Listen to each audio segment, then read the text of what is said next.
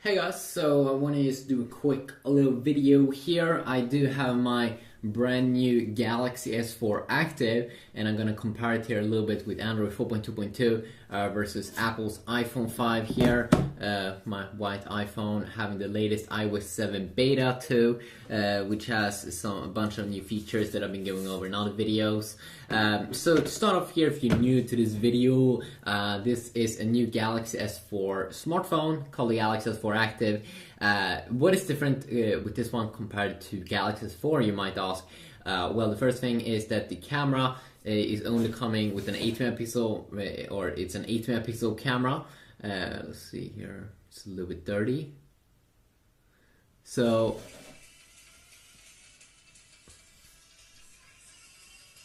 what? Okay, that was a funny glitch. I haven't even opened up the game. Let's see if I can clean off the lens here as well. So of course, it could be a little bit dirty sometimes. I'm not sure why though. So you can see it now when it's cleaned off. It is an 8 megapixel camera only compared to the Galaxy S4's 30 megapixel camera, but it has a cool new aqua mode appropriate for taking underwater pictures that I will be taking a look at, because that's the other thing about this phone, that it is water and dust proof or dust resistant. So it will be able to take that stuff, which is extremely cool. Also, one thing that's different with this device compared to the S4, of course, is that this boy has a TFT display on top. But not now. We will be comparing these two smartphones. So speaking here about iOS 7, of course, iOS 7, the latest beta here with voice memo. So of course, iOS 7 has a total new interface. Voice memo is back in the second beta, where you can record sound, and it's just like in iOS 6, I'm pretty sure, even though I've never used it in iOS 6. Recording paused. Yeah, I know. Done. Okay, hit done. There we go. We can play it. And of course, we can share it, we can delete it, we can do all those things. iOS 7 overall has a brand new interface, of course. Some also new updates in beta 2, new icon in there. Overall speed improvements when we go to the search widget, and should also be a little bit more transparent here, that you probably can see. We also have some other things, of course, like keyboard and folders should have better transparency here in the background. And of course, we don't have this problem with Android, because Android has a freedom where you can have any keyboard and customize the interface however you like. Photo stream should also upload screenshots, I'm pretty sure.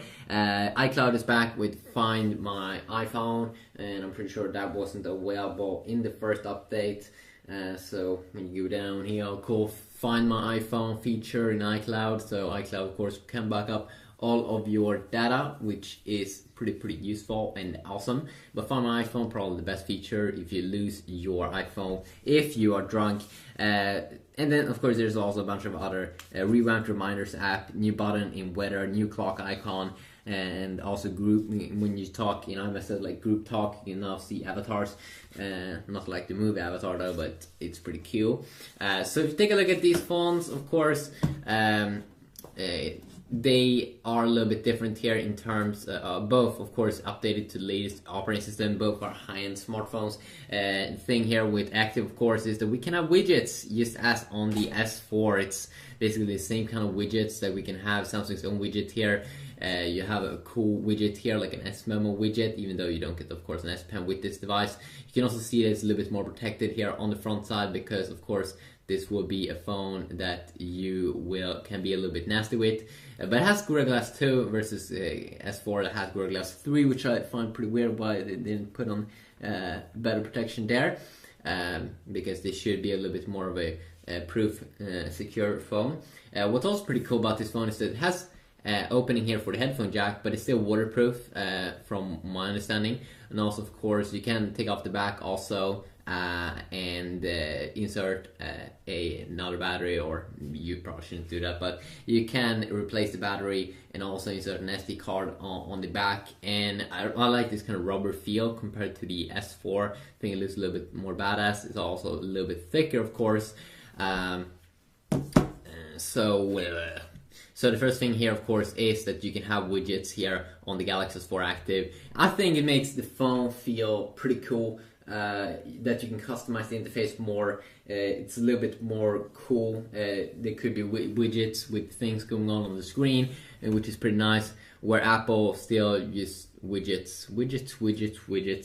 And even though Apple have made some pretty cool updates here with the control center in iOS 7, so you finally get some toggles up here, and you get a brightness slider over here, music player, some quick access to some apps, and it kind of works the same as with Android, of course. When you swipe down like this, you don't get all of the Galaxy S4 features in the Galaxy S4 Active, like AirPause and AirView and all those things, scroll with your hand and stuff. You don't get that in S4 Active, but you get a few options here at least. But I would love to see more in upcoming updates like Android 4.3 or something.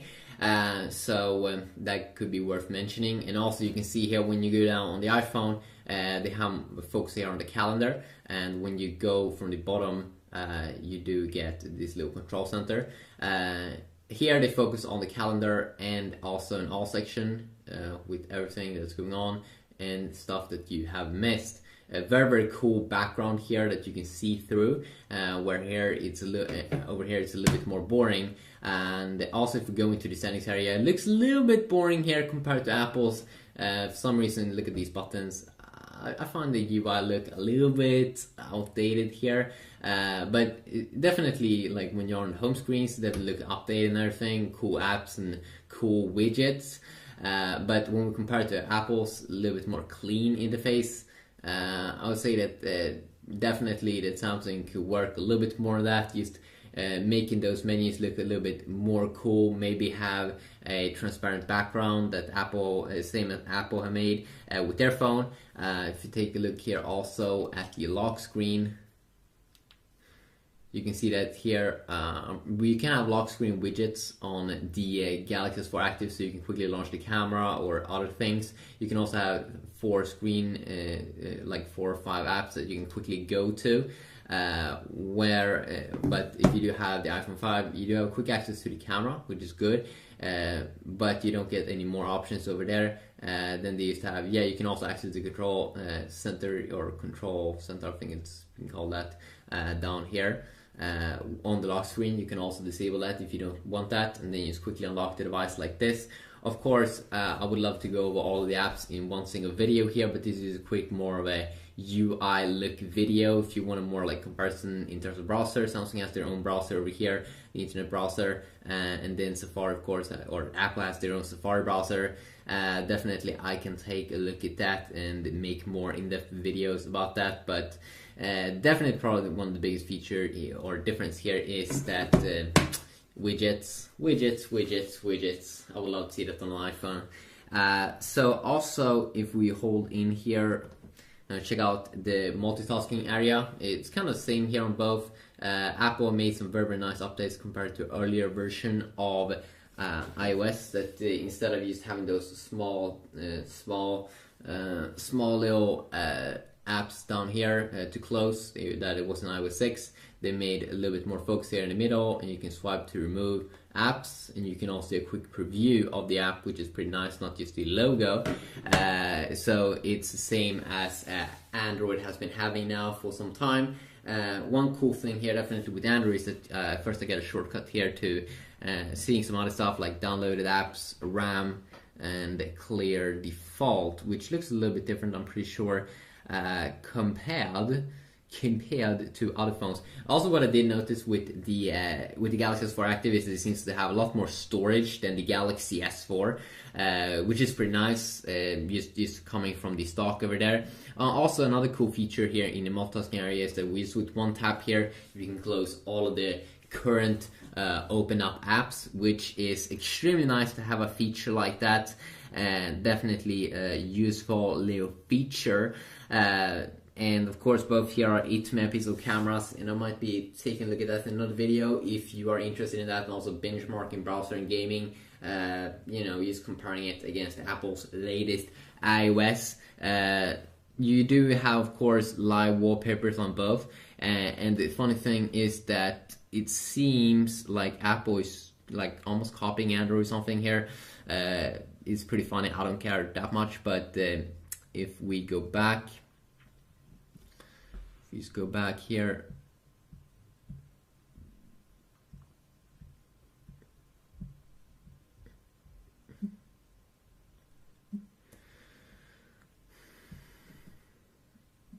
And go to set wallpaper. Let's go to home screen. When we go to live wallpapers on both devices, we do get on both like two, Apple call them dynamic wallpapers, but it's like basically the same as Android's live wallpapers. Both have kind of two bubble wallpapers, live wallpapers, which I found pretty funny that both have two, and both are like bubbles moving around.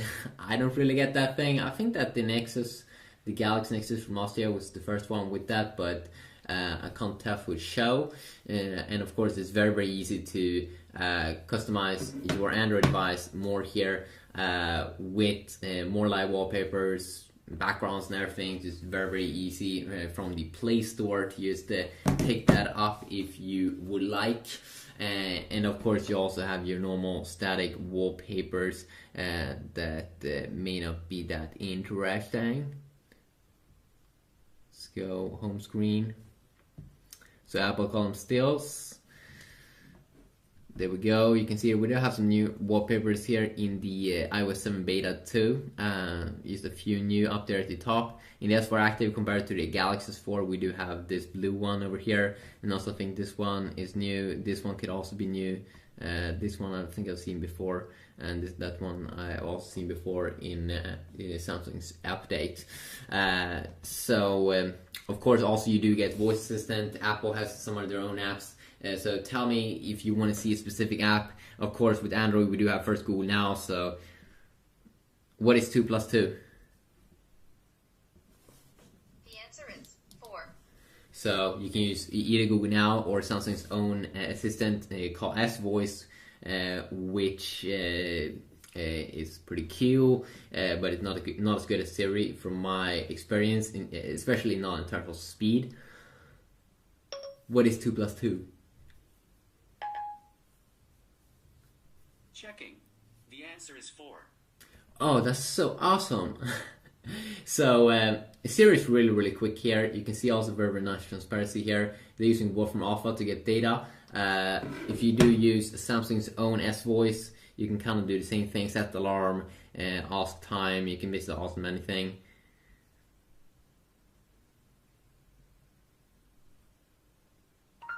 What is 2 plus 2?